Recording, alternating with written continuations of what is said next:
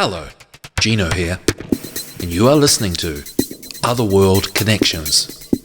We live in a critical time where now, more than ever, angels and fairies, hidden forces, are bursting at the seams of the veil to work with us. They want to see us change in order to save the world and live in service to others. So join me on a journey to empowerment and enlightenment with an angelic angle and a fairy focus, looking into ways to improve our current situation, morality, archetypes, solutions for self-healing, and spiritual sciences in light of theosophy and other occult traditions.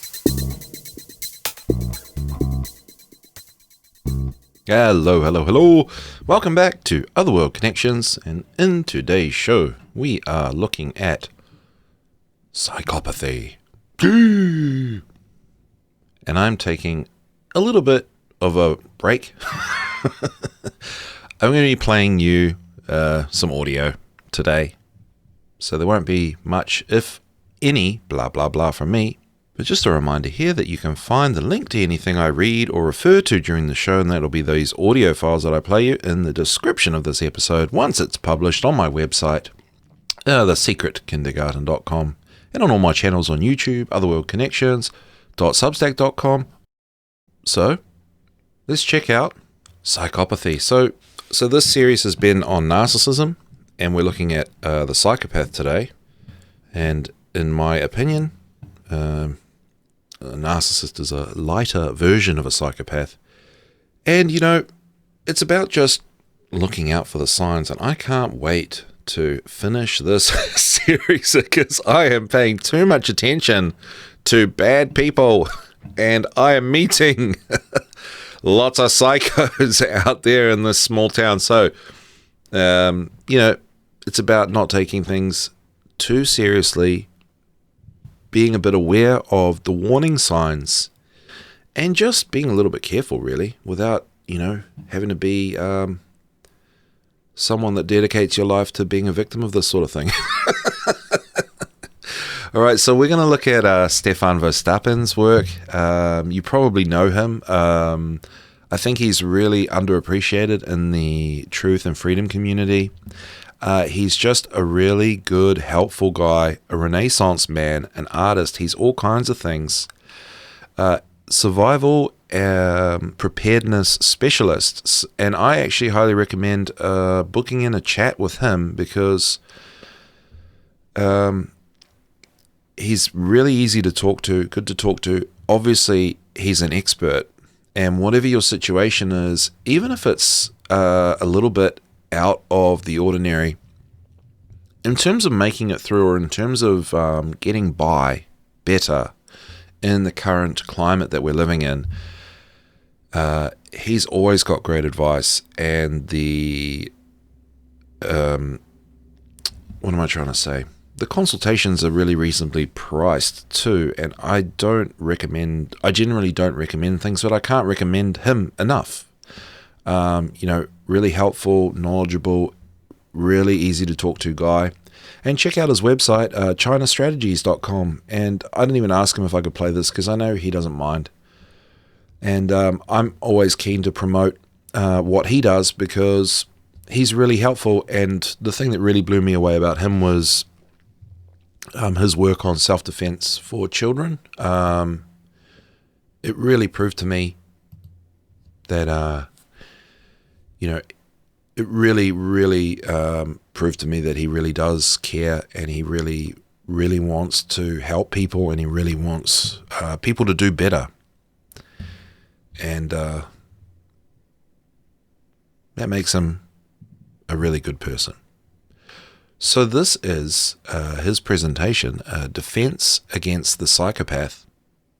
And yeah, here we go. Sit back, relax, and, well, enjoy is not the right word, but let's take on this information. Here we go.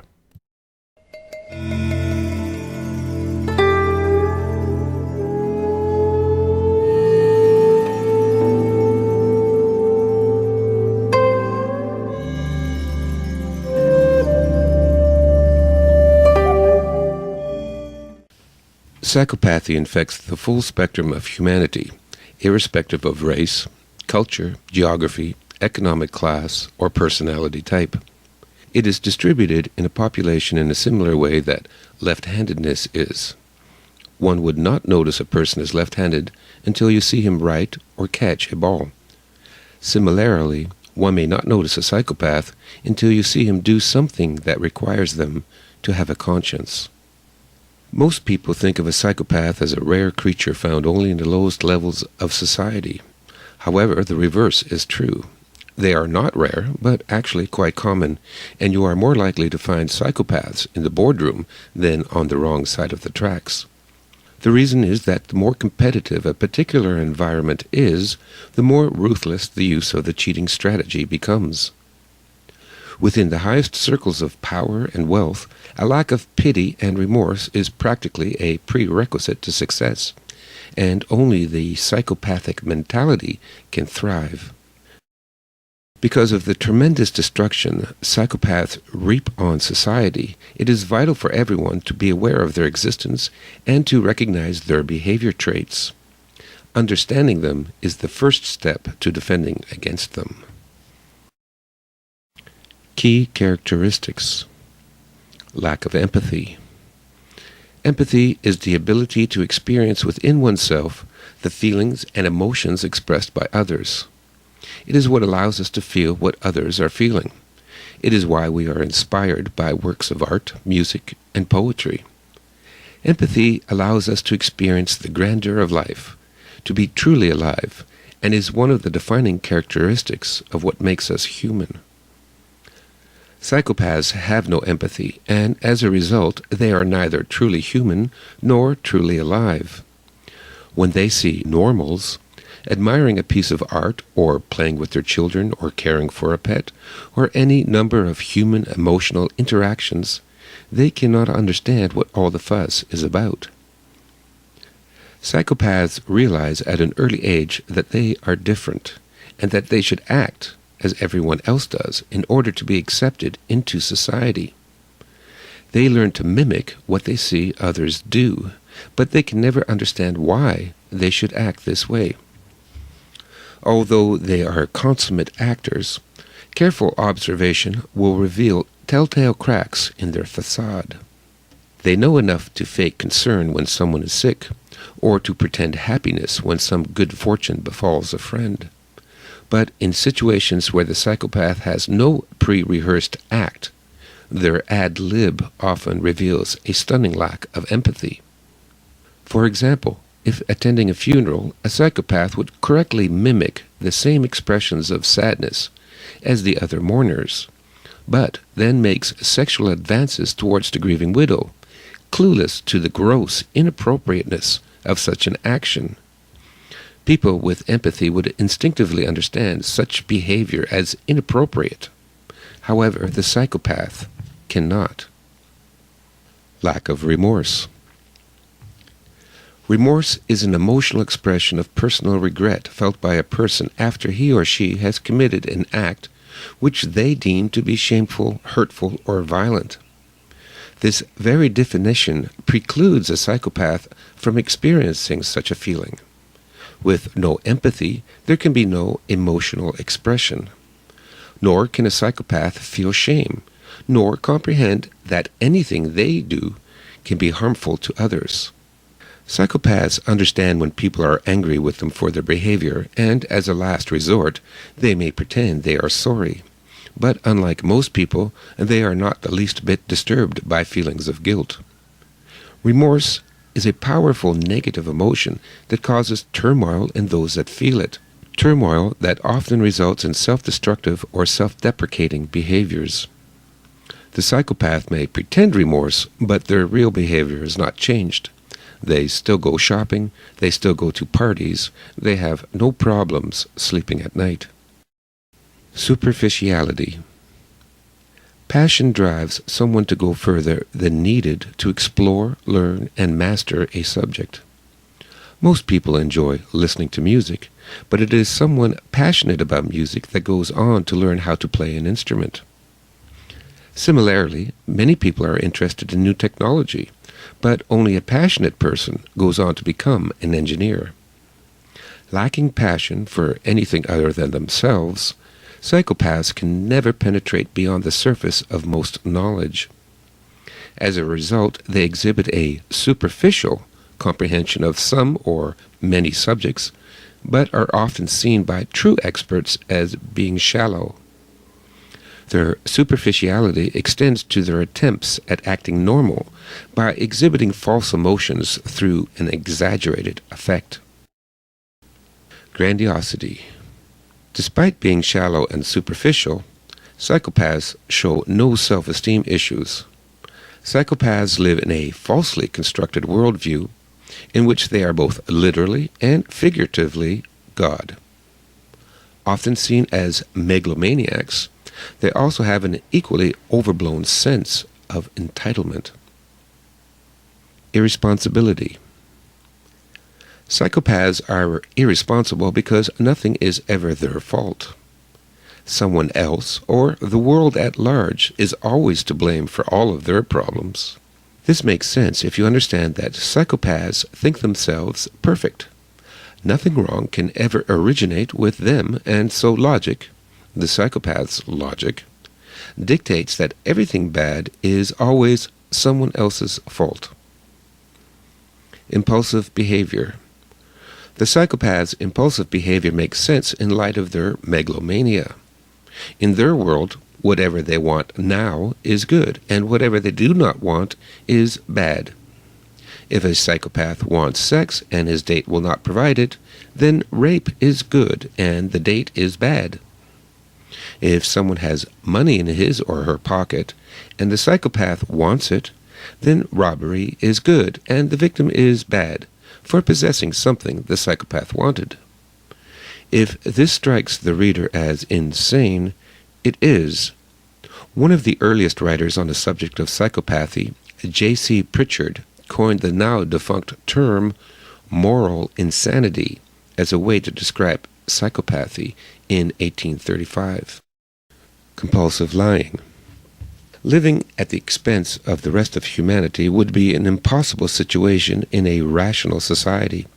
Psychopaths have solved this dilemma through their premier weapon, lies. Lies hold together their view of themselves, their own private universe, and facilitate their need to live parasitically off the rest of society. Without empathy, shame, and remorse, they are free to lie as often and as outrageously as they please. Normal people would blush or sweat or tremble if they dared stretch the truth to the same degree. However, for the psychopath, lying is as easy and natural as breathing.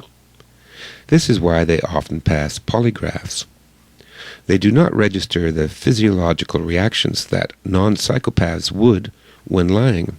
They are so good at lying they can fool trained psychiatrists and even other psychopaths. What is important to know is that given the right circumstances, they can fool anyone. Manipulative. Hand in hand with the psychopath's extraordinary ability to lie comes the ability to manipulate others for their own benefit. Having spent their lifetime studying us, psychopaths are masters of manipulation and experts on knowing how to push our buttons to use our emotions against us. They use this ability to keep those around them confused, unable to think clearly, and off balance. Psychopaths also learn very early how their personalities can have traumatizing effects on the personalities of non-psychopaths, and how to take advantage of this for the purpose of achieving their goals. Like an electric eel that stuns its prey with an electroshock, psychopaths' inhuman personality and uncanny ability to manipulate can psychologically stun their intended victims. Antisocial behavior. The very essence of the psychopath is antisocial. Their lack of empathy for other people extends onto society and the environment.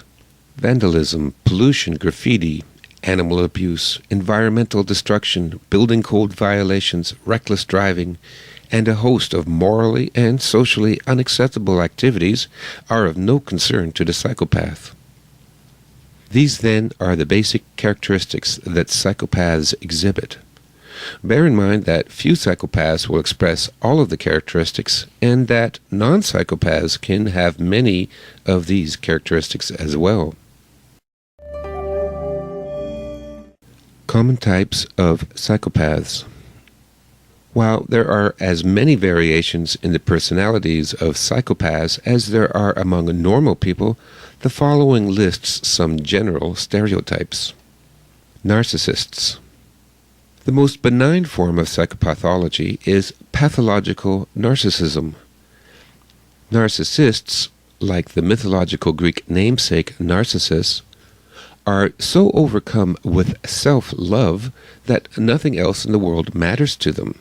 They need a constant source of narcissistic supply, which is attention, adoration, recognition, awards, and praise. There are two basic types of narcissist, the somatic and the cerebral. Somatic narcissists take pride in their looks and appearance. They will flaunt their sexual exploits, brag of their accomplishments, show off their muscles, and display their toys. They are often health nuts, hypochondriacs, and sex addicts. Because of their barren inner life, they continually need new thrills simply for the rush of adrenaline. These thrills range from criminal activity and substance abuse to increasingly bizarre sexual acts. Cerebral narcissists love their own minds. They are arrogant, condescending, and know-it-alls that pride themselves on being smarter than everyone else. Their narcissistic supply comes from fame, notoriety, awards, and displays of wealth to create envy in others. The danger to the public from narcissists is to drain on energy, time, resources, and emotional well-being. A narcissist is interested in a person only for what narcissistic supply that person can provide. They will gladly accept love, attention, affection, adoration, praise, emotional and financial support, but being without empathy, they cannot reciprocate any of it. Any partnership they enter into will always be one-sided.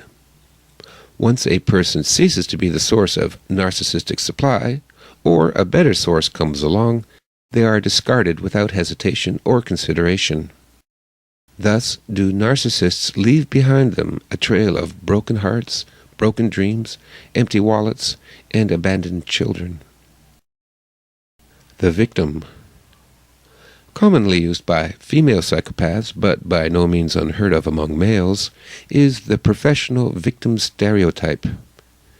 Preying on what psychopaths see as weakness in others, sympathy, the female psychopath appears helpless, pitiful, emotionally fragile, persecuted, and sexually vulnerable. She pretends heartfelt gratitude for whatever small kindnesses strangers provide her. But behind the mask is a cunning, ruthless, and loveless predator. Often using sex as the hook, they can juggle several victims at a time, draining them of life and money until there is nothing left, then skipping town to avoid the repercussions. Con artists. Not all con artists are psychopaths, but psychopaths make convincing con artists.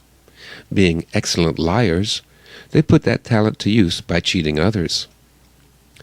Without a conscience or remorse to stand in the way, they are free to cheat old women out of their life savings, sell quack cures to terminally ill patients, or shortchange the blind. They are usually charming, articulate, and convincing, and make successful salespersons. Unlike the narcissist, the con artist is not as concerned about love or attention as money. There are two types of cons psychopaths engage in, the short con and the big store con. The short con is probably the one that most often comes to mind when thinking about con artists. These are the tricks and cheats that require no great intelligence to pull off, such as shortchanging, bait and switch, and a 3-card Monte, to name a few. Psychopaths that have a higher intelligence level and or come from a more respectable background are more likely to establish the big store con. These are large-scale frauds that all rely on a basic strategy.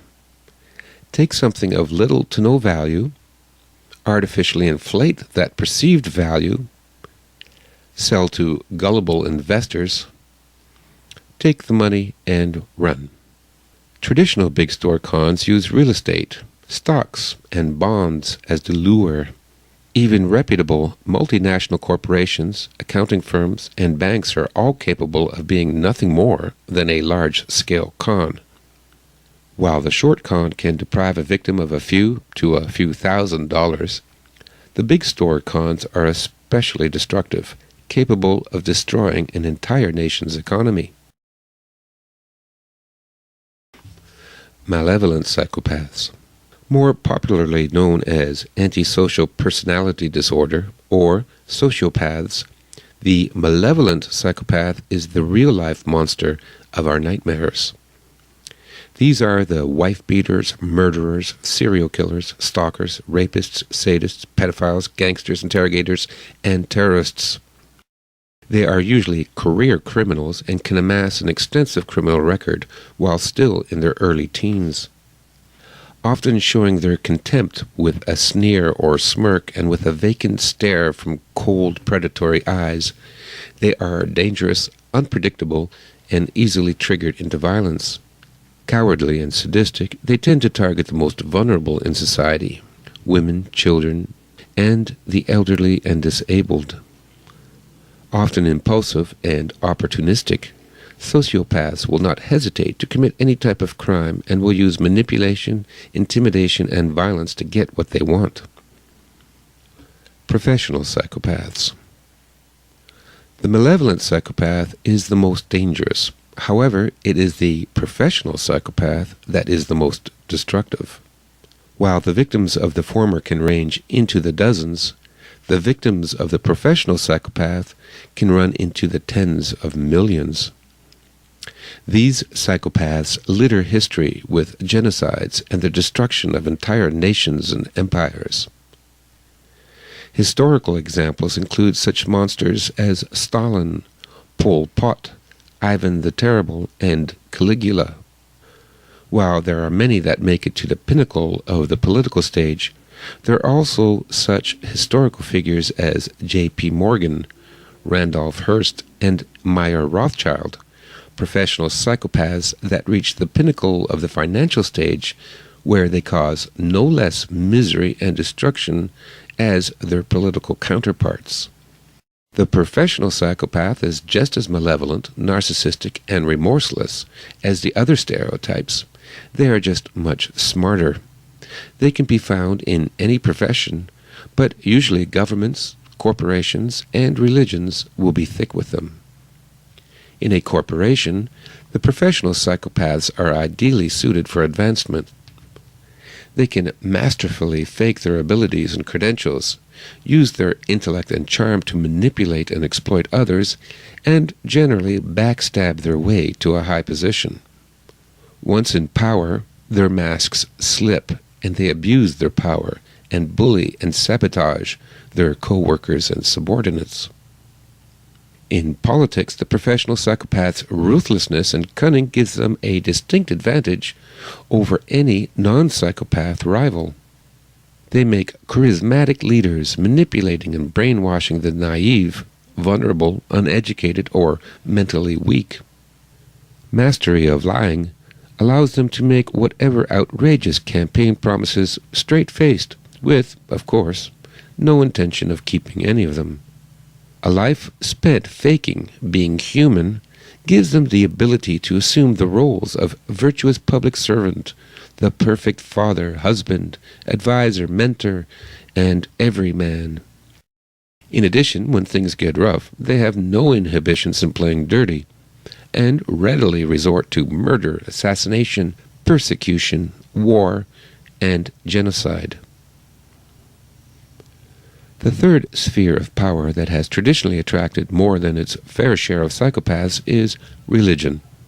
A quick glance at the history of religion, from the bloody sacrifices of the Aztec priests to the tortures of the Spanish Inquisitions, and through seemingly endless religious wars waged in the name of peace and love, makes their influence plainly visible to all willing to look.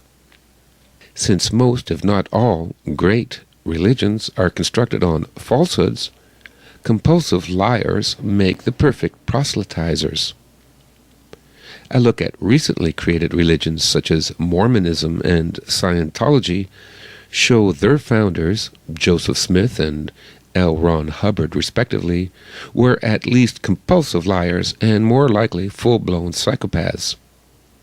Charismatic cult leaders such as Jim Jones and Sun Myung Moon were indeed psychopaths, while televangelist preachers that rake in millions from their gullible flocks are at best con artists of the highest caliber.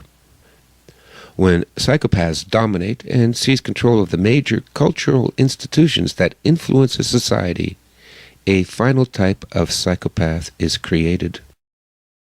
Secondary psychopaths. While the classic genetic psychopath is one who is born with whatever genetic trait that causes this pathology, there is another group of people that behaves just like the classic psychopath, who were not born that way but were created. Secondary psychopaths are created in two ways: through trauma and through groups. Trauma from an accident, drug addiction, or severe physical and psychological abuse can destroy that part of the frontal cortex of the brain where empathy and conscience is processed. While such individuals are a tragic reality in our society, they are in most cases just as incurable as their genetic counterparts are. The second way in which psychopaths are created is through groups. There are certain groups that will attract psychopaths because of the opportunities of power and influence membership provides. Usually such groups will quickly become led and dominated by psychopaths. Other non-psychopathic members of these groups would have to become psychopaths in order to survive. For example, in a street gang, sociopaths make the best leaders, and therefore most gangs have a sociopath at its head. Other psychopaths are also attracted to the violence and power of a street gang, and so together they create a psychopathic value system. The gang becomes a psychopathic entity. The non-psychopathic youth who must live within the territory of such a gang is given two choices: become a victim of the gang or join them. By joining the gang, the new recruit must also adopt the group's twisted value system and behave accordingly, thus becoming a secondary psychopath. Conversely, at the other end of the scale, we can see the same principle at work in corporations. The money and power of a corporation attracts the cerebral and narcissistic psychopaths. In a corporate environment, they have many advantages over their non-psychopathic competitors for promotion. Not surprisingly, most corporations end up being run by psychopaths. As with a criminal gang, a corporation's culture adopts the twisted values of its leaders. Those who would seek employment must likewise adopt, or at least appear to adopt, the corporation's essentially psychopathic mindset. What is important to understand is that a mob has no conscience. Individual members may or may not have a conscience, but when they are part of a mob, they will have none. Most organizations, from street gangs to corporations, are mobs. It would be a mistake to place your trust in them, since they can turn predatory in a moment and deprive you of time, money, sanity, and livelihood. The psychopath's modus operandi. One weakness psychopaths have is that once one studies them and begins to understand them, they become predictable. While tactics vary from one to another, most psychopaths follow a similar strategy when conning either an individual or an organization. Their strategy is as follows. The interview. Psychopaths are experts at cold reading. First used by psychologists to describe what phony fortune tellers do, cold reading is the ability to guess a person's personality type quickly through verbal and nonverbal communication. The technique is simple. Ask questions and watch the responses. Psychopaths will cold read you as part of what is called the interview stage. The whole purpose of the interview is for the psychopath to size you up as a potential victim. They make mental notes of different ways they could possibly manipulate you. The seduction.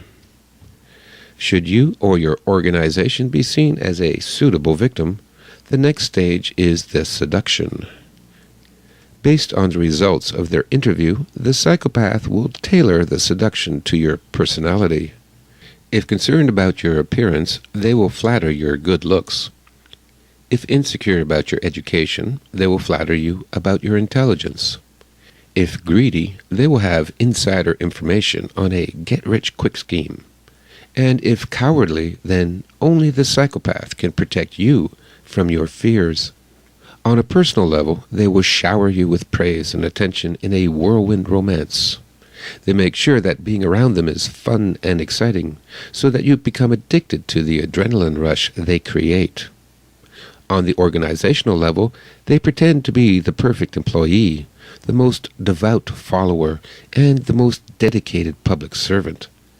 They work to ingratiate themselves first to the doorkeepers and finally the power holders, often by being shameless sycophants and bootlickers. Divide and conquer. Just as a pride of lions will seek to separate a targeted wildebeest from the rest of the herd, so psychopaths seek to isolate their victims from the rest of humanity. They accomplish this through the tactic of divide and conquer. In a personal relationship, the psychopath will sabotage and undermine his or her victim's relationships with family and friends. Exasperated by the negative drama and costs associated with the victim, their friends and family drop out of contact, leaving the victim without the support and guidance of their social group. In an organizational setting, psychopaths are the consummate office politicians. They seek to create factions within the organization and then turn those factions against each other to create as much chaos as possible. Psychopaths swim in chaos, and the more, the better. Secretly, they start to draw the gullible, weak-minded, and fellow psychopaths to their side, while intensifying their efforts to have the most talented, honest, and incorruptible members, ones that could have the strength of character to expose them, expelled. They poison the environment in a variety of ways so that everyone feels irritable, edgy, and unable to perform their jobs. Control of the organization slips into the hands of the source behind the dysfunction, the psychopath who created it all. Fear and tyranny. The final stage of the psychopath's strategy is tyranny, the absolute and sadistic control over his victims. In a relationship, the honeymoon is over, and the mask comes off. The psychopath suddenly becomes controlling, abusive, and violent. Instead of flattery and attention, the tactics are now fear, intimidation, extortion, and emotional blackmail. On the organizational level, one sees benefits being cut while time cards and production quotas and surveillance increases.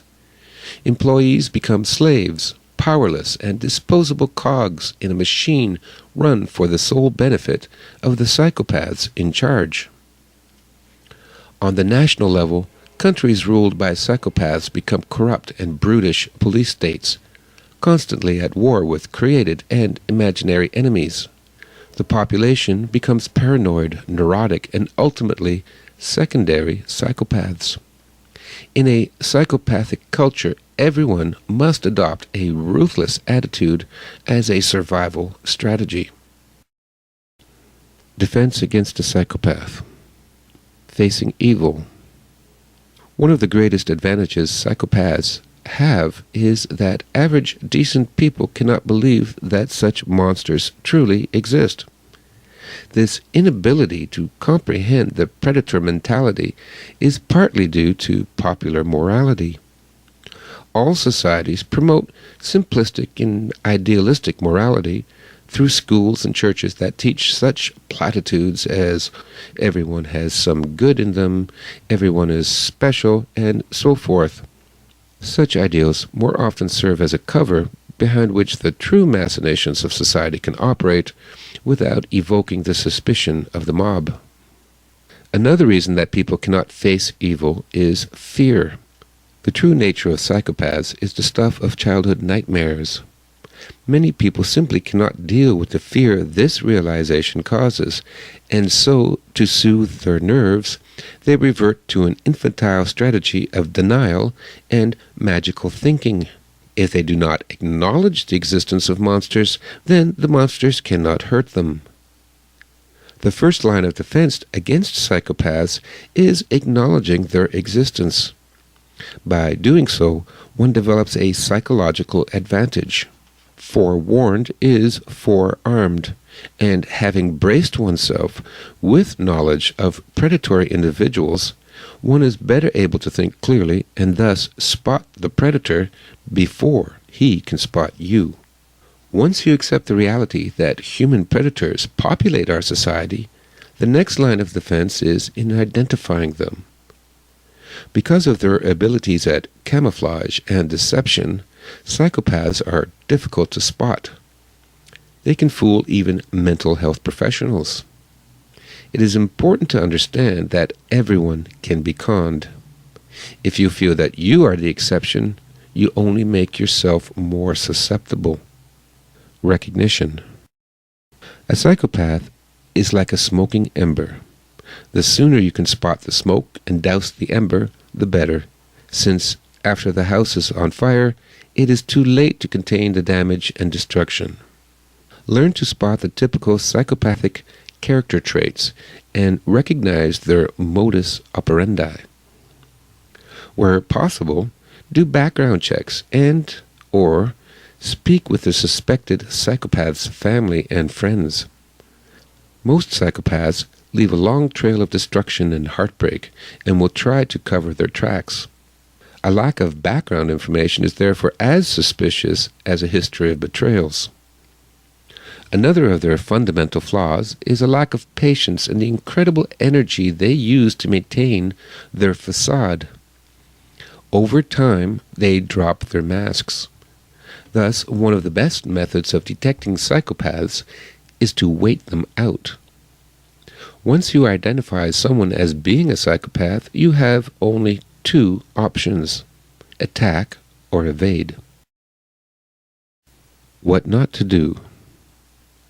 What is vital to understand is that empathy cannot defeat the psychopath. You cannot change them. You cannot reform them. You cannot find the goodness inside them. You cannot show them the way to God. And you cannot teach them about love. All these approaches are doomed to failure, since psychopaths can never understand, nor can they care about these concepts. While they may lead you to believe that you are getting through to them, in reality, your empathy infuriates them, and far from admiring your compassion, they despise you even more. One must develop a cold exterior to them and view them from a distance. Do not pity them, feel sorry for them, or sympathize with them. Attack. As a rule, the only thing that can defeat a psychopath is a bigger psychopath. However, should you feel no other recourse but to confront a psychopath, your one advantage is their fear of being exposed for what they are. They have known since childhood that they are different from most people. Their whole advantage lies in the fact that they know what they are and no one else does.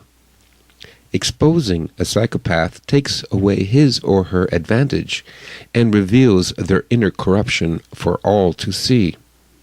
However, few people have the strength and intelligence to do this successfully. While the statistical distribution of genius and idiot psychopaths mirrors the general population, even a moronic psychopath can elude and outwit an educated accuser. Before you attempt to expose and expunge a psychopath, you must be in a position of power, and you must choose the time and place. You also need to have your people briefed and ready to support you. This means creating a family and friends support group and/or joining a support group. In an organizational setting, you need to have co-workers, managers, the legal department, and human resources on your side before making your move. The Chinese strategist Sun Tzu warned against attacking an enemy who has no escape, and likewise it is best not to corner a psychopath, since the fight will likely be more vicious than most people can bear. Instead, use the threat of exposure to drive the psychopath away. The thought that they could be exposed at any time is unnerving, and most psychopaths will give up the current game and go in search of more ignorant and vulnerable prey. Evade. A safer and easier strategy is to evade. Once you have identified someone as a psychopath, you must cut him or her off and out of your life completely. In a relationship, you may need to change your locks, change your phone numbers, and block your email account, close bank accounts, get a restraining order, or move. Take self-defense and firearms training. In conclusion, the study of psychopathy is an important new tool, not only in crime prevention, but in understanding the source behind many social ills. The more informed and aware you are of this subject, the safer you and your family will be.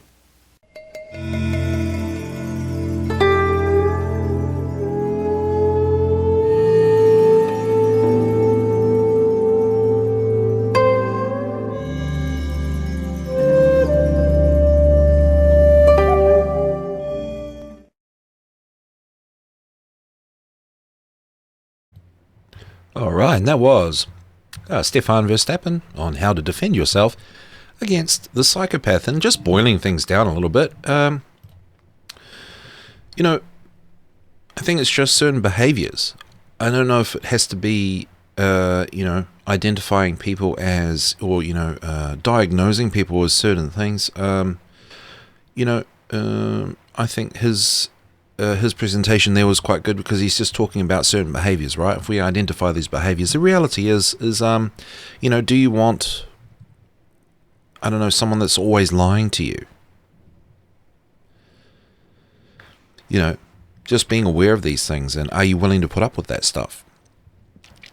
Do these things have to have the gravity of like a name like a narcissist or, this sort of thing? But yeah, good to know, good to be aware. And I also recommend EFT tapping to be able to manage these things once you become aware of what these issues are in terms of relationships with people in your world. Okay, we have time for...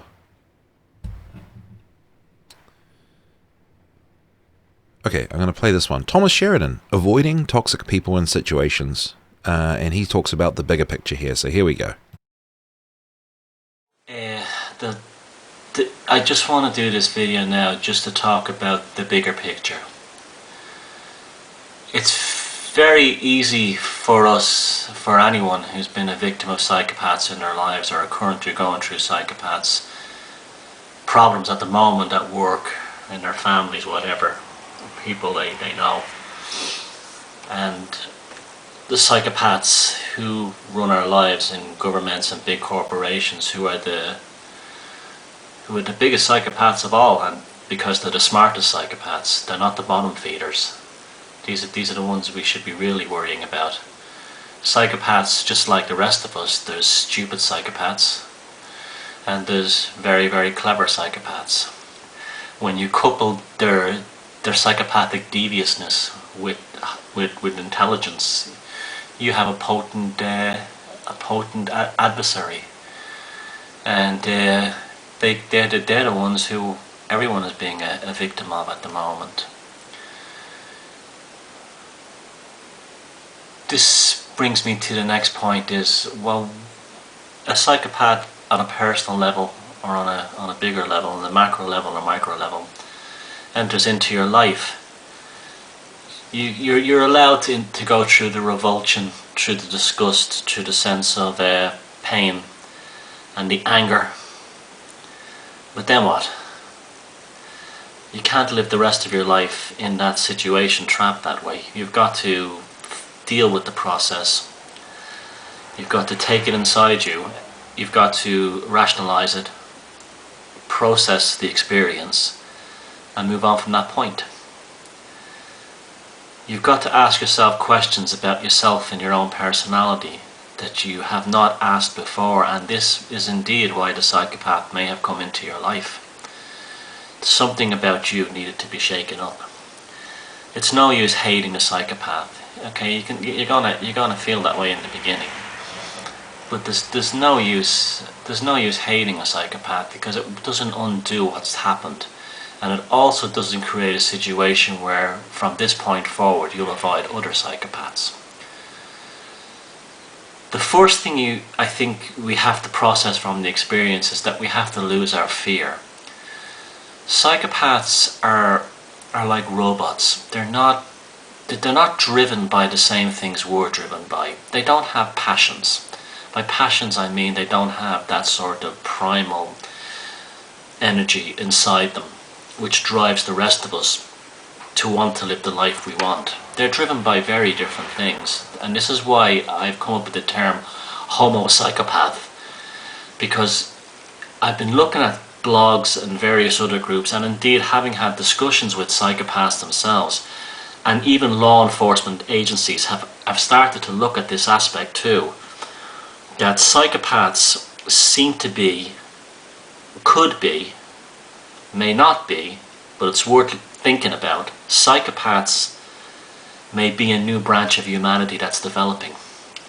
Whether they're being deliberately cultivated by the psychopaths in power, through media, whether there is some kind of evolutionary process happening at the moment in terms of human consciousness that's creating them.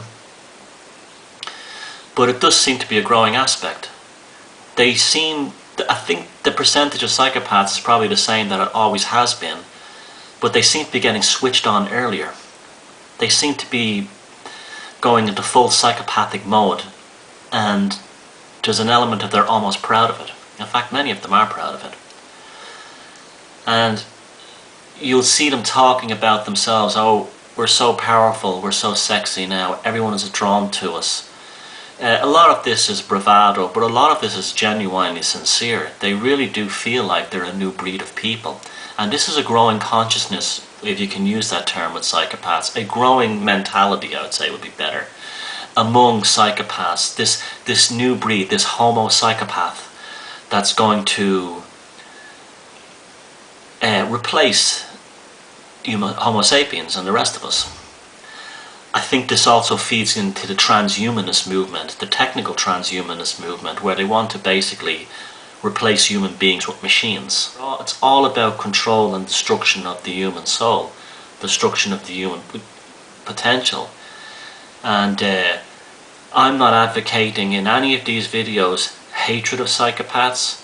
I'm advocating understanding the issue. I'm not advocating a war against psychopaths, a revolution.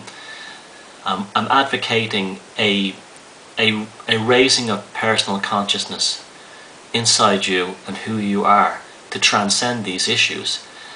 The first thing that you'll notice then is you lose the fear, and that's what psychopaths are ultimately after.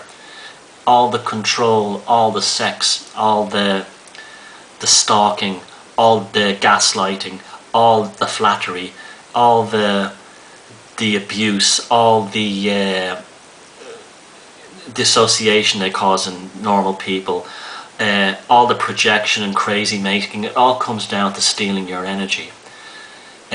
This is why we must be very careful who we associate with and how we think.